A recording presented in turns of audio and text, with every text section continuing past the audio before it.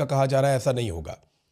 मैंने आपको ये भी बताया था कि खुफिया रखा जाएगा मालूमात को, वक़्त को, रस्तों को, और फिर इमरान खान साहब को अस्पताल में पहुंचाया जाएगा।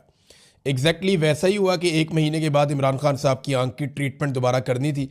मैंने आप 2 दिन पहले बताया था कि अगले 48 से 72 घंटों के अंदर इमरान खान साहब को हर हालत में इन्हें इंजेक्शन लगाना होगा।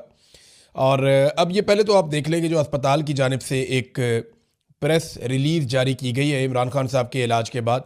आप देखें कि आधी रात को पेशेंट आता है, आधी रात को उसे चेक करते हैं, आधी रात को उसका ट्रीटमेंट करते हैं और आधी रात को ही प्रेस रिलीज़ जारी कर दी जाती है।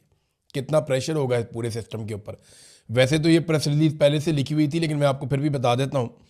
वो कहते हैं जी, इमरान अहमद खान न्याजी उम्र 74 साल को 24 फरवरी 2026 को आंखों के इलाज के फॉलोअप की गर्ज से पिम्स अस्पताल लाया गया, जहां उन्हें VEGF इंट्रावर्ट्रियल इंजेक्शन की दूसरी डोज दी गई। प्रोसीजर से कबल माहिरीन पर मुश्तमिल एक बोर्ड ने उनका मुआयना किया, जिसमें कंसल्टेंट कार्डियोलॉजिस्ट शामिल थे, जिन्होंने इकोकार्डियोग्राफी और ECG भी की, जिसके नताइज नॉर्मल आए। इस दौरान कंसल्टेंट फिजिशियन ने भी इमरान खान का मुआयना किया और इमरान खान को तिब्बी तौर पर स्टेबल पाया। इमरान खान की रजामंदी हासिल करने के बाद और ऑपरेशन थिएटर में मेयारी मॉनिटरिंग, एहतियाती तदाबीर और प्रोटोकॉल के तहत माहिरीन की मौजूदगी में या उनकी निगरानी में माइक्रोस्कोपी की रहनुमाई से जो है वो उनको इंजेक्शन की दूसरी डोज दी गई। ये अमल डे केयर सर्जरी के तौर पर अंजाम दिया गया। क़याम के दौरान इमरान खान प्रोसीजर से पहले, दौरान अमल और बाद में तमाम तर मराहिल में हर एतबार से स्टेबल रहे। बाद अज़ां उन्हें निगहदाश्त की हदायत, फॉलोअप मशवरे और मुतल्लिका दस्तावेज़ात के साथ डिस्चार्ज कर दिया गया। एग्जीक्यूटिव डायरेक्टर पिम्स, जनाब ये आ गया पिम्स अस्पताल का मौक़िफ़। अब इमरान खान साहब को लाया गया, जो टाइम था वो था रात के 12:15 पे इमरान खान साहब अस्पताल पहुंचते हैं। यानी अगर आप ये देखें कि अडियाला जेल से उन्हें कब निकाला गया, तो ऐसा लगता है कि शायद 12 बजे से पहले निकाला गया। और 12:15 पे इमरान खान साहब गाड़ियों के एक काफ़िले में अस्पताल पहुंचे, पिम्स अस्पताल में। और इंतज़ामात इस तरह के थे कि अस्पताल का वो सारा हिस्सा जो है उसे ब्लैकआउट किया गया था, जहाँ पे इमरान खान साहब को लाया गया। जिस रास्ते का इंतखाब किया गया वो रास्ता नॉर्मली बंद रहता है, खुला हुआ नहीं होता।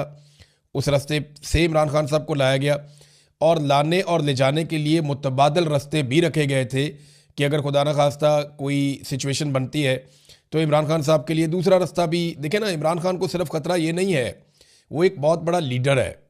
उसने दुनिया से भी टक्कर ली हुई है, पाकिस्तान की इस्टेब्लिशमेंट से भी ली हुई है। तो इमरान खान को कोई भी नुकसान पहुंचाने की खुदा न खास्ता कोशिश कर सकता है। तो उनके सिक्योरिटी के भी बड़े सीरियस मसाइल हैं। ये 8 से 10 गाड़ियों का काफिला था। इसमें जो मुझे दिखाई दे रहा है ये आर्मर्ड गाड़ियाँ थीं, यानी ये बुलेट प्रूफ गाड़ियाँ थीं, जिनमें कुछ मुझे गाड़ियाँ ऐसा लग रहा है कि वो बुलेट प्रूफ हैं, जिनमें इमरान खान साहब को लाया गया और लाकर उनकी आंख का जो है वो ऑपरेशन किया गया या उसमें इंजेक्शन लगाया गया। अस्पताल के अंदर इंतजामात ऐसे थे कि अमले की छुट्टी करा दी गई थी और एक पूरा हिस्सा अस्पताल का बंद था। अस्पताल के अंदर दाखिला भी बंद था। कुछ डॉक्टर से रब्ता हुआ तो उन्होंने बताया जनाब कि आज उन्हें काम पे आने से पहले ही मना कर दिया गया था। तो रात के अंधेरे में इमरान खान साहब को लाया गया। इमरान खान साहब का रवैया कैसा था डॉक्टर्स के साथ, इस पे बहुत थोड़ी मालूमात मिली है, लेकिन ये मालूमात मिली है कि वो खासे पुरएतमाद थे और बड़े पुरसकून थे। किसी किस्म की बेचैनी इमरान खान साहब को नहीं थी, बड़े कॉन्फिडेंट थे और उन्होंने अमले से बड़ी मुख्तसर बातचीत की। और एक सोर्स ने ये भी बताया कि ऐसा लगता था कि डॉक्टर मज़ीद बात करना चाहते हैं, लेकिन वहाँ पे माहौल ऐसा नहीं था। देखिए, सारा का सारा अस्पताल तो यरगमाल बना लिया गया था। अस्पताल के जो डॉक्टर हैं, जो अमले के बाकी लोग हैं, उन्हें तो छुट्टी दे दी गई थी। बाकायदा उन्हें अस्पताल की इंतज़ामिया ने रब्ता करके कह दिया था कि आपने आज नहीं आना। और उनकी जगह पे वहाँ जो लोग ड्यूटी पे थे वो इंटेलिजेंस एजेंसियों के लोग थे और उन्होंने पूरे अस्पताल को जो है वो कंट्रोल किया हुआ था, डॉक्टरों और सर्जन समेत। तो इमरान खान साहब जो है वो उनसे अगर कोई बात करना भी चाहता था तो ऐसी सूरत हाल में कौन बात कर सकता है, वो बात कर नहीं सकता। पाकिस्तान तहरीक इंसाफ को टाइम से पता चल गया था कि इमरान खान साहब को अस्पताल लाया जा रहा है। वो ऐसे कि जिन डॉक्टरों को छुट्टी दी गई उन्होंने फौरी तौर पर अपने मुख्तलिफ ज़राए से रब्ता किया और उन्हें बताया जनाब कि हमें छुट्टी दे दी गई है, आज कुछ होने जा रहा है। और जब उन्होंने आपस में रब्ता किया मुख्तलिफ डॉक्टर्स ने और अमले ने, तो उन सबको कंफर्म हो गया कि छुट्टी सिर्फ एक को नहीं मिली, सबको मिल गई है और ज़्यादातर लोगों को वहाँ से निकाल दिया गया है। तो ये बात पाकिस्तान तहरीक इंसाफ तक पहुंच गई थी कि इमरान खान साहब को अस्पताल लाया जा रहा है। लेकिन आप देखें ना कि उन्होंने इसके ऊपर किसी किस्म की सियासत नहीं की।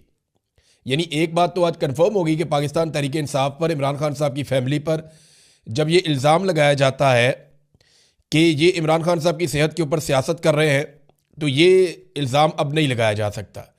तहरीक इंसाफ को पता भी चल गया, इसके बावजूद तहरीक इंसाफ ने ना कोई कॉल दी, ना कोई वहाँ पे आया, ना उन्होंने किसी किस्म का कोई खलल डाला हुकूमत के काम में, और वो इमरान खान साहब के इलाज के ऊपर सियासत नहीं करना चाहती है, बज़ाहिर अब दिखाई दे रहा है। जो इमरान खान साहब की पार्टी है या उनकी फैमिली है, उनके मुतालबात नहीं माने गए।